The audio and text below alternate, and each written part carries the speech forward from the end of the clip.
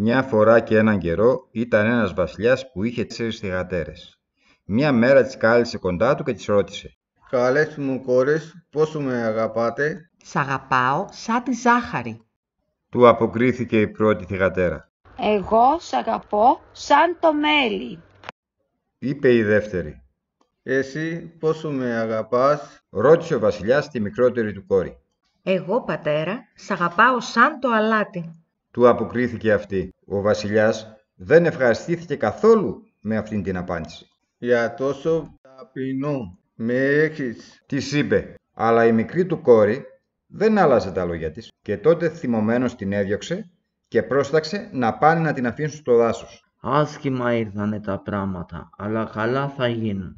Λυπημένη η μικρή πριγκίπισσα περιπλανότανε εδώ και εκεί. Εκεί που περπατούσε συλλογισμένη, άκουσε ήχο από καλπασμό αλόγου.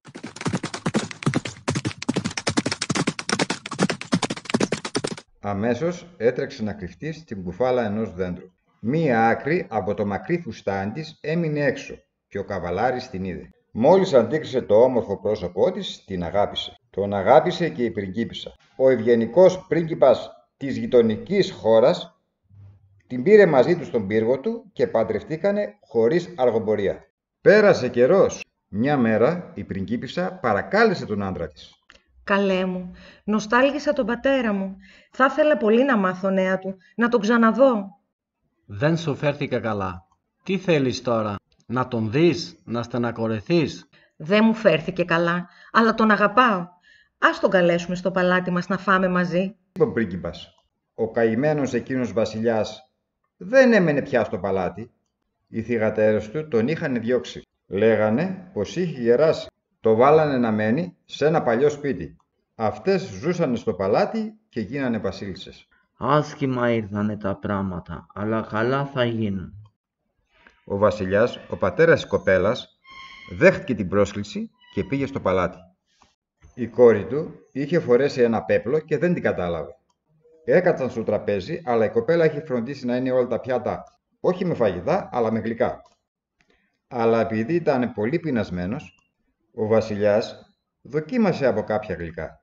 Στεναχωριότανε που δεν είχε τίποτα νόστιμο για να φάει και να χορτάσει. Κοίτασε, περίμενε, τίποτα. Όλα γλυκά. Τότε η θυγατέρα του παρήγγειλε και του πήγαν ένα πιάτο με σπανάκι. Απλό σπανάκι, με αλάτι, όπως το τρώνε οι χωρικοί.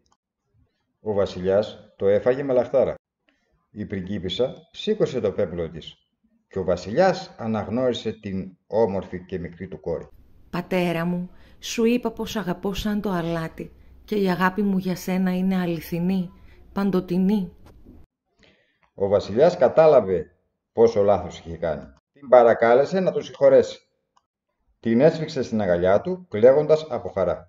Άσχημα ήρθανε τα πράγματα, αλλά καλά γινήκαν.